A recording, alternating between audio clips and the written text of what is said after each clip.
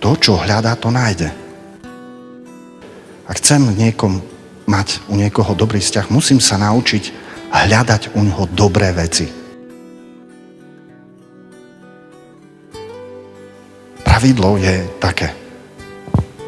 Kto hľadá chybu, nájde. Každý má chybu. Na každého človeka nájdeme chybu. Ak budeš hľadať, nájdeš, ale sám potom ti je ťažko mať toho človeka rád. Kto čo hľadá, to nájde. Božie slovo to tak hovorí. A preto potrebujeme na druhých hľadať veci, pre ktorých sa ich oplatí mať rád. Pamätám si, keď som bol v evangelizačnej škole, že som mal problém s jedným človekom, ktorý proste divný pre mňa bol. Pili sa nám kultúry, všetko.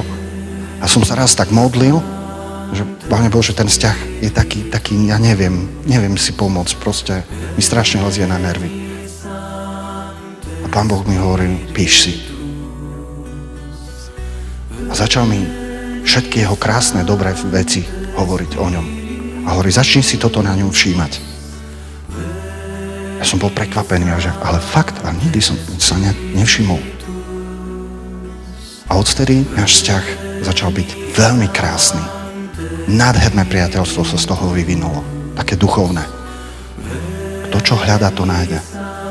Ak budeš hľadať na druhých veci, pre ktoré ich nemáš rád, ak ty si budeš počiarkovať, ty si budeš zdôrazňovať, bude ti ťažko žiť v tom vzťahu.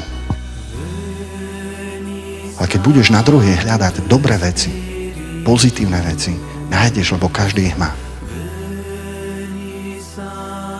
My všetci potrebujeme tých druhých na to, aby sme vedeli žiť.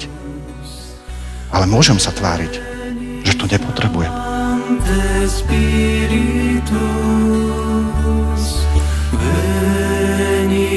Milujem vás, s vami som.